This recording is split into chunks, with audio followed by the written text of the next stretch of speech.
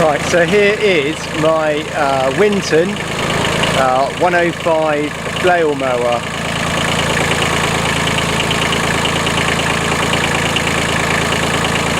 The model is EFGC105. I bought this back in the winter.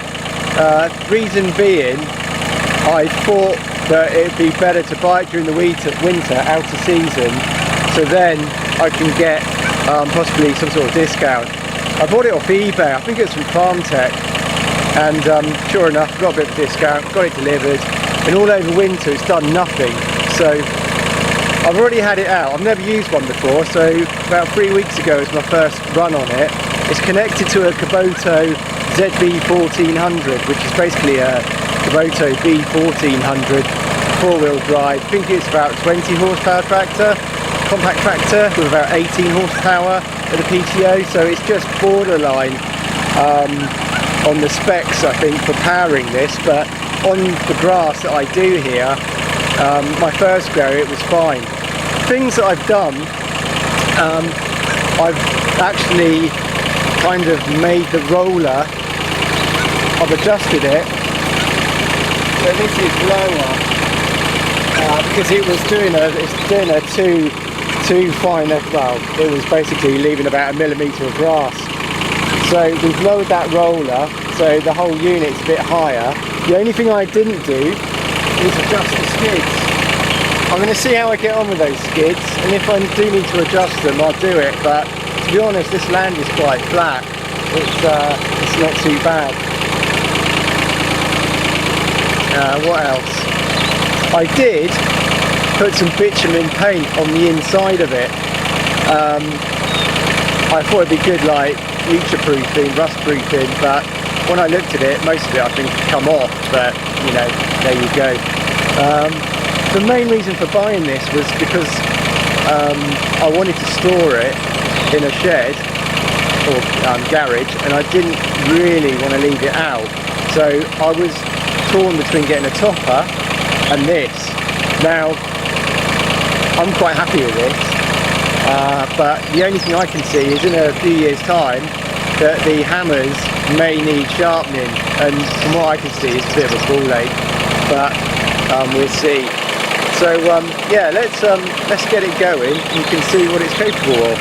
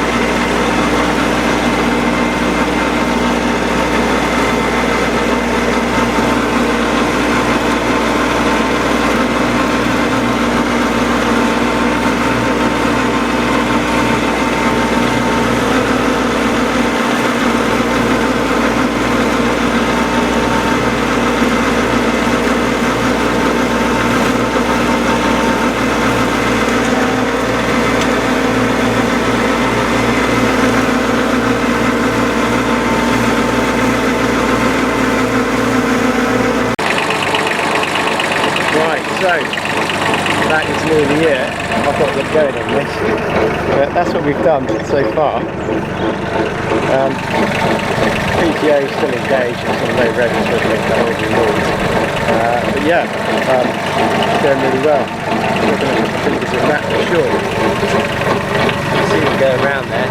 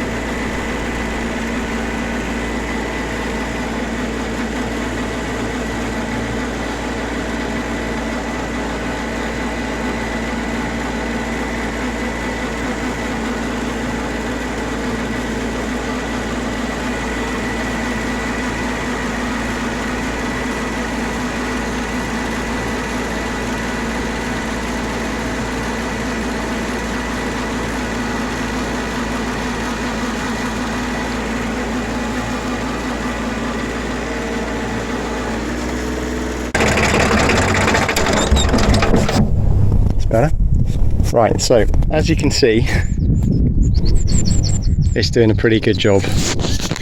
I think, yeah, my first cut with this was a bit of an experiment really. I had to kind of, the rollers for this grass and the power of the tractor, the roller on the back was up too much, so the cut was too close and it was bogging down a fair bit. It still bogs down now and then.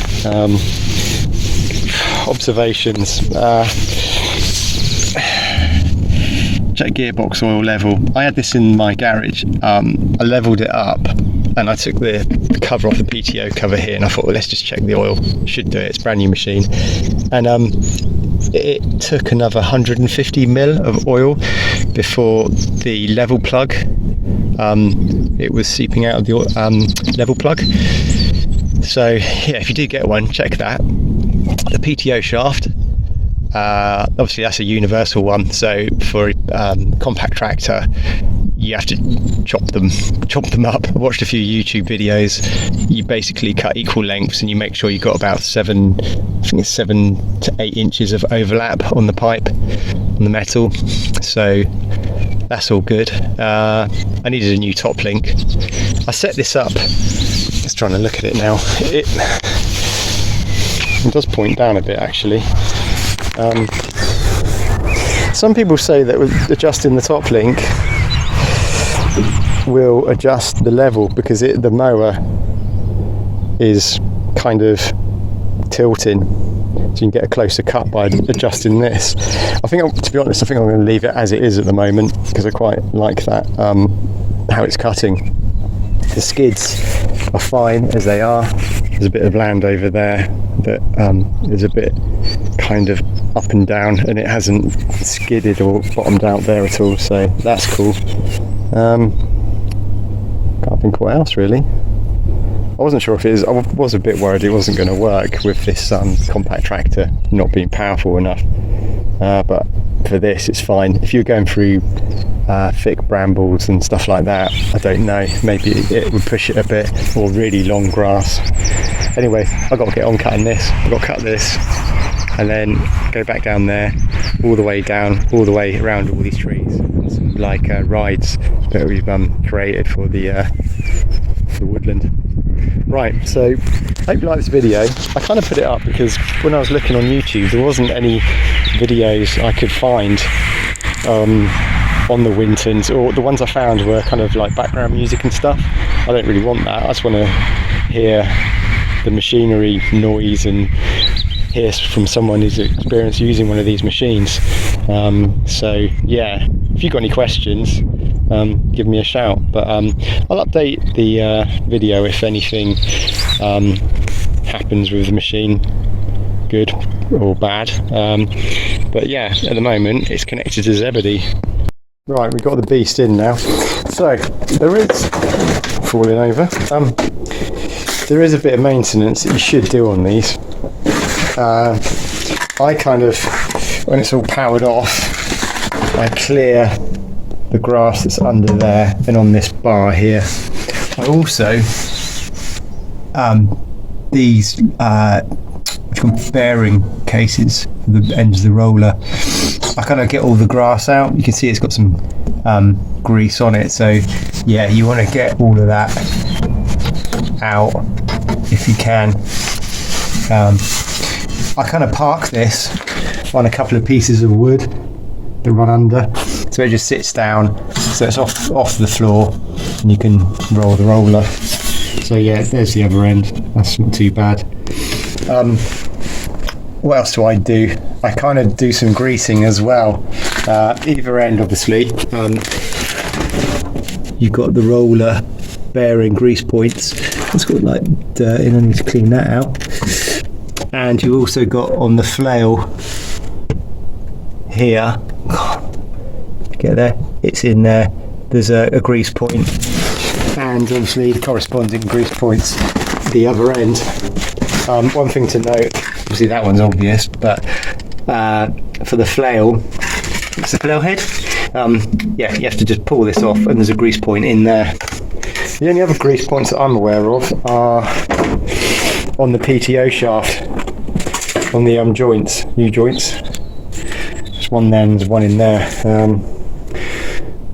I've done that initially. When I first got it, I just did all the grease points to make doubly sure, but yeah, I did these on the PTO shaft as well. So yeah, that's it. We are parked and ready for some lunch.